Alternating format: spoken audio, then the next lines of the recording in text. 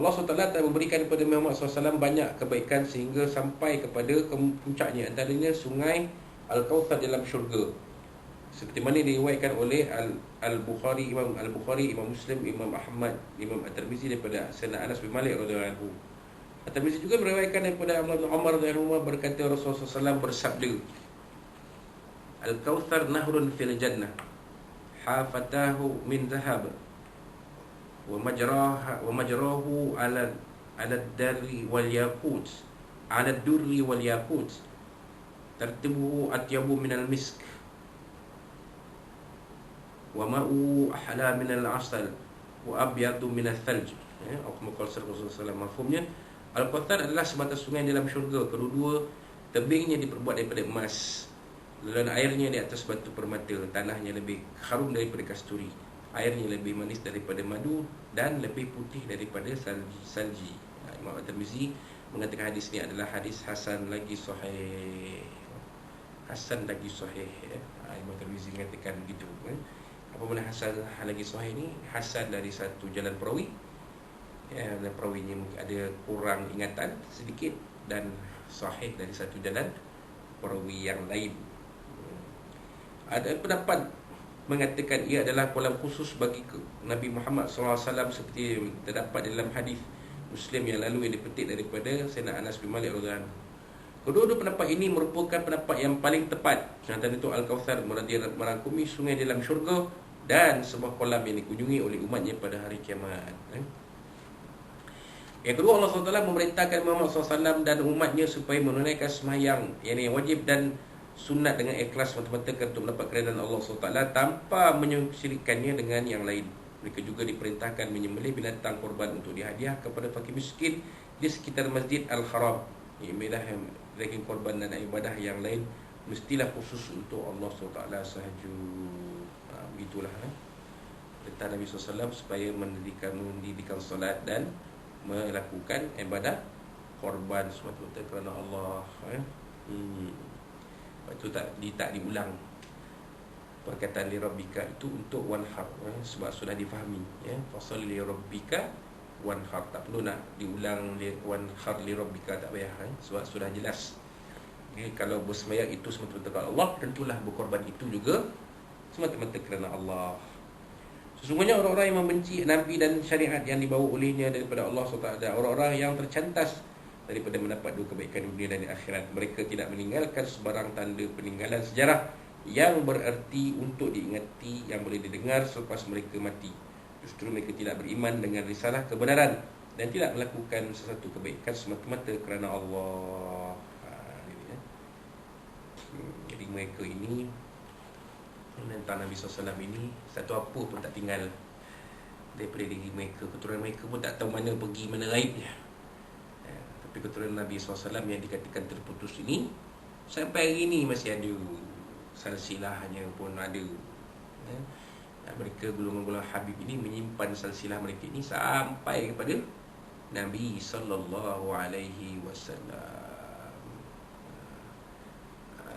Wallahu a'lam. Baik. Seperti contohnya seorang ulama Syekh Al-Ghumari dari Maghribi, silsilah dia sampai pada Nabi SAW. Bayangkan keturunan Nabi SAW ni ada di mana-mana, sampai ke tanah Melayu kita ni pun, sampai ke Malaysia ni pun ada keturunan Nabi SAW dari kalangan golongan Sayyid dan Syekh. Wallahu a'lam.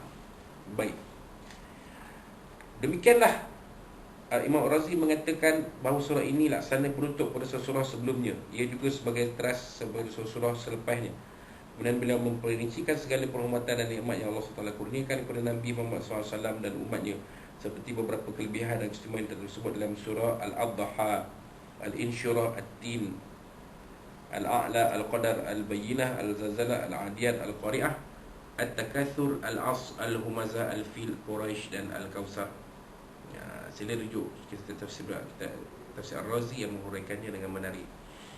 Sayyidina Ali radhiyallahu anhu karamallahu wajhah, sebagaimana yang dikutipkan oleh Imam Ad-Darqutni mengenai pengertian firman Allah SWT, wa sholli li rabbika wanhar, maka dirikanlah solat pada Tuhanmu dan berkorbanlah. Bila Sayyidina Ali berkata, maksudnya meletak tangan kanan ke atas tangan kiri dalam sembahyang. Berhubung dengan persoalan ini, para ulama Maliki telah bersisih pendapat, dan yang lebih tepat sebagaimana yang dikatakan oleh Imam Al-Qurtubi, iaitu tiap orang yang bersembahyang melakukan demikian dengan sembahyang fardu dan sunat.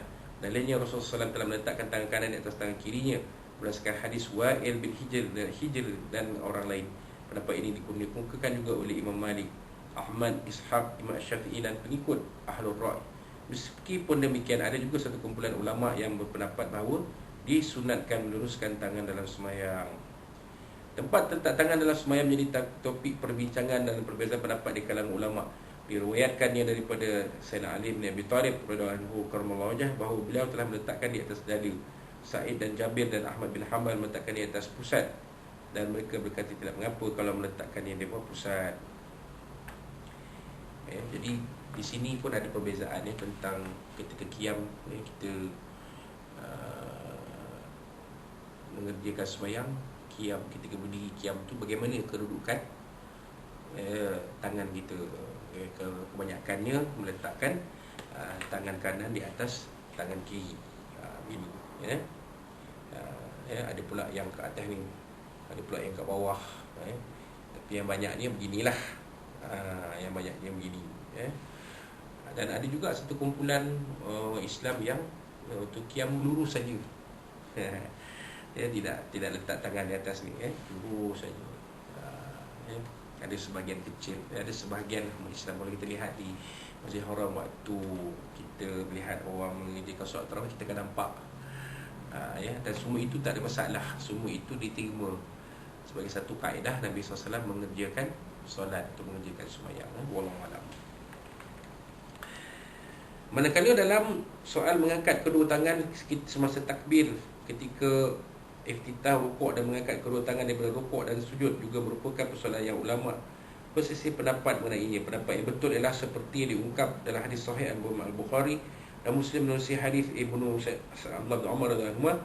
Beliau berkata, aku melihat Rasulullah SAW apabila berdiri untuk sembahyang, baginda mengangkat kedua tangannya sehingga melepasi bahunya. Kemudian baginda bertakbir. Baginda melakukan perbuatan tersebut apabila bertakbir nak rukuk dan melakukannya ketika mengangkat kepadanya dari rukuk, dan baginda berkata sami Allahu liman hamidah, dan baginda tidak melakukannya ketika mengangkat kepada dan sujud. Ibnu Al-Munzir berkata ini adalah pendapat Al-Laits bin Sa'ad, Asy-Syafi'i, Ahmad, Ishaq dan Abu Thur. Menurut Ibu Wahb, ini juga pendapat Malik. Saya menyokong pendapat ini kerana ia adalah sabit dan pasti daripada Rasulullah SAW. Sebagai ulama, pendapat yang penting adalah seseorang bersembahyang mengangkat kedua tangannya ketika memulakan sembahyang sahaja dan tidak mengangkat selain daripada itu. Ini adalah pendapat yang dikemukakan oleh Sufyan Ats-Tsauri dan Ahlul Ra'i. Wallahu a'lam. Jadi itulah dia sedikit permainan hukum hakam berkaitan dengan surah Al-Kautsar. InsyaAllah pada bulan kita akan datang, bulan yang seterusnya kita akan sambung dengan surah Al-Kafirun pada muka surat 443 insyaAllah. Kita jadikanlah sedikit pengajaran daripada surah Al-Kautsar ini untuk panduan dalam kehidupan kita bersama mesti anak kita, untuk kita sama-sama diridai, diberkati rahmat Allah SWT dan dikurniakan kehidupan yang baik dunia dan akhirat. Dan kalau ada apa-apa yang kita sampaikan yang terkasar bahasa dan bila semua tersebut dari Allah SWT, dari Nabi SAW dan dari tuan-tuan dan puan sekalian. Akhir sekali, jaga kita, patuhilah SOP, jaga kebersihan diri, jaga kebersihan diri, dan mudah-mudahan kita terpelihara daripada wabak berbahagia COVID-19 ini, insyaAllah. Wassalamualaikum warahmatullahi wabarakatuh. Aku lakukan walaupun kita akhiri kuliah kita bagi ini dengan tasbih Rasulullah SAW. A'udzubillahi minasyaitonir rajim. Bismillahirrahmanirrahim. Alhamdulillahirabbil alamin wa bihi nasta'in wassalatu wassalamu ala asyrafil anbiya'i wal mursalin wa ala alihi Allahumma rahmna bina wa tafsir batik Allahumma inna laka fi nuhuri adina wa na'udzubika min shururihim. Allahumma baddil shamlahum wa farik jamahum wa shatit kama tawzazir muslimin kilami ya qahhar ya jabbar ya muntaqim ya Allah ya Allah ya Allah. Allahumma zil kitab wa injasa wa jama'a asab yazim wa sallallahu alaihi wa sallam wa rahmin rabbana zil wa zufa ma rabbana ajila fi dunya hasanah wa fil akhirati hasanah wa qina azabannar. Rabbana 'alaika tawakkalna wa ilaika anabna wa ilaika masir. Rabbana taqabbal minna du'a assalamu alaikum wa liqa'ana wa amalaka yawmin mubarak min syahri safar mubarak istima'an ta'ala malaikatu wa Subhanahu wa ta'ala. Alhamdulillah rabbil alamin. Taqabbalallahu minna minkum taqabbal billahi taufiq. Wassalamualaikum warahmatullahi wabarakatuh.